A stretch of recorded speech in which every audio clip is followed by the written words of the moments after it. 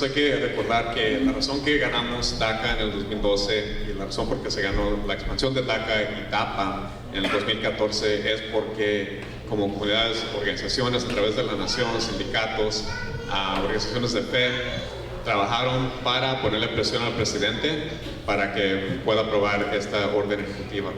Y hay que recordar, eso es muy importante, porque no decidió el presidente un día, le voy a dar DACA aquí este año y DAPA el próximo. No, eso no era accidente, no era que de su propio corazón lo hizo. Era algo que tuvimos que marchar, tuvimos que manifestar, tuvimos que alzar nuestra voz en la comunidad, y con esa presión comunitaria es lo que cambió. Y lo más importante es que en este país es la primera vez con DACA en 2012, los jóvenes indocumentados que dijeron sus historias al público, salieron y dijeron sus historias, cambiaron la dinámica y la política en este país. Es la primera vez que personas indocumentadas han cambiado a nivel nacional póliza que les impacta directamente. Entonces, algo importante, sí, es algo bueno, ¿no? La segunda fue con DAPA y la expansión de DACA.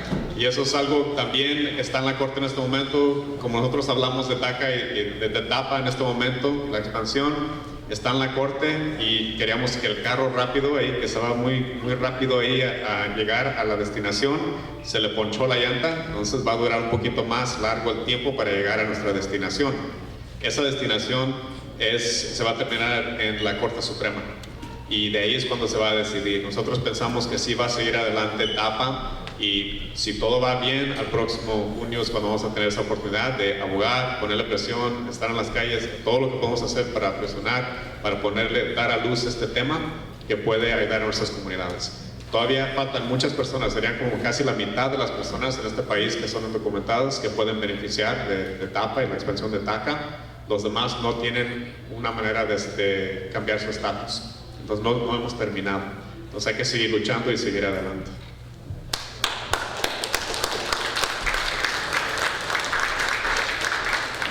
Los casos son importantes, y en particular el caso de Texas, porque es un desafío completo a la autoridad del presidente para implementar los programas de DACA y DAPA. Y como decía Polo, se calcula que 5 millones de personas podrían beneficiar bajo DACA y DAPA. Eso no se puede lograr si el estado de Texas y los 25 estados que se han unido tienen éxito y ganan su demanda. Y aparte de eso, si ellos ganan, es casi seguro que esta puerta de orden ejecutiva se ha cerrado y la única opción para reforma migratoria es por el Congreso. Y sabemos qué desastre es el Congreso en este momento. Y sería muy difícil tratar de ganar una reforma, pero esa va a ser la única carta que nos va a quedar.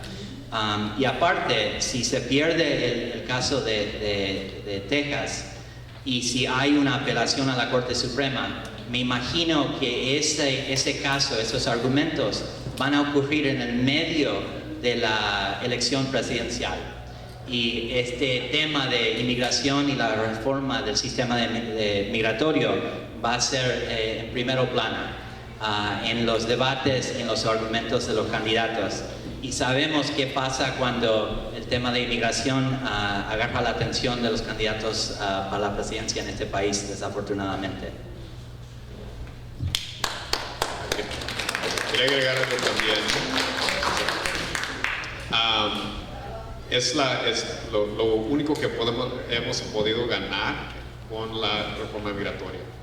Y voy a repetirlo esta vez, no fue accidente, fue porque nosotros estamos luchando para seguir adelante. Toda la comunidad, cada vez que prenden la televisión, miran una acción, miran a personas que están manifestando, protestando, están marchando. Eso ayuda a crear más espacio para poder ganar.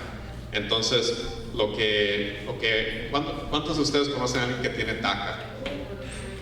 Ok. Y desde que agarraron DACA, ¿pudieron cambiar de trabajo?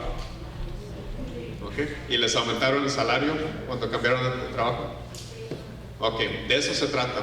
Se trata de una manera ayudar a la economía de la familia, para poder avanzarse, ¿verdad? Un poquito más dinero nos ayuda a tener comida y una casa y todo eso ahí ayuda a la familia.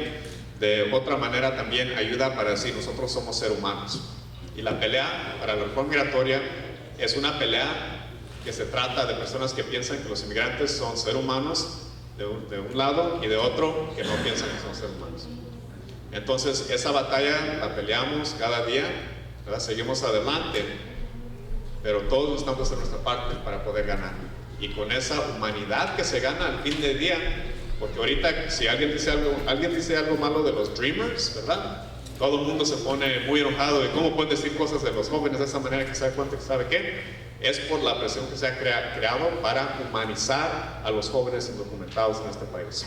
Y estamos llegando al mismo punto donde las personas, los padres, los individuos, los jornaleros, las personas que trabajan cada día para humanizarlos de la misma manera. Y con eso vamos a llegar a la reforma migratoria.